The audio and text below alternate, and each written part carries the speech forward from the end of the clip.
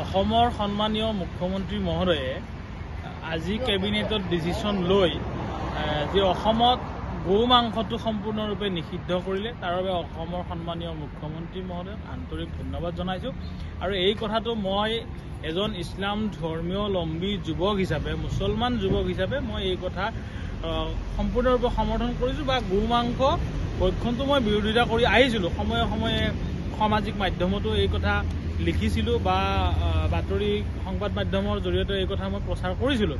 এতিয়া কথা হ'ল মই দৰং জিলাৰ চিপাঝাৰৰ সাতখলিৰ যিখন জেহাদী ফেক্টৰীৰ অভিযোগ আনিছিলোঁ, সেই জেহাদী ফেক্টৰীখন নিৰ্মাণ কৰি থকা জেহাদীসকলৰ অধিকাংশই গো মাংস বিক্ৰী কৰা বা গৰু কাটি গো মাংস ভক্ষণ কৰা এই কাৰবাৰৰ লগত জড়িত।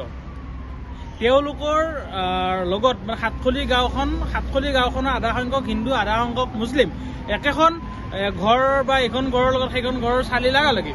তেনেস্থলত মন্দিৰৰ পৰা আগতে যিখন আইন আছিলে তাত আছিলে যে গো মাংস খাবলৈ হ'লে 5 কিলোমিটাৰ বিয়াঘাটত হ'ব লাগে, কিন্তু তাৰে মন্দিৰটো 1 কিলোমিটাৰ দূৰত নহয়, 1 কিলোমিটাৰ ওচৰে পাজৰে। তেনেস্থলত গো মাংসটো তেওঁলোকে ভক্ষণ কৰি আছিল আৰু সেইসকল হিন্দু ব্যক্তিয়েও এইসকল জেহাদীৰ লগত লগ লাগি ভাতৃত্ববোধ বজাই আছো বুলি কৈছিল।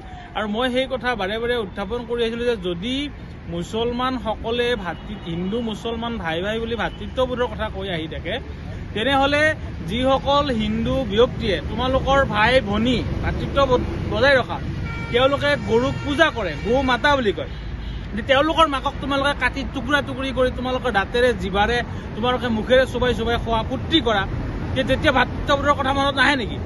এতিয়া মই মুখ্যমন্ত্ৰী মহোদয়ক মই অনুৰোধ জনাইছোঁ, অকল আইনখন বনালেই নহ'ব, কাৰণ গো মাংসৰ মাফিয়াবিলাকে ক'ৰবাত নহয় কাৰোবাৰ লগত কিবা কিবি সম্পৰ্ক কৰি কাৰোবাৰটো চলাই গৈ থাকে।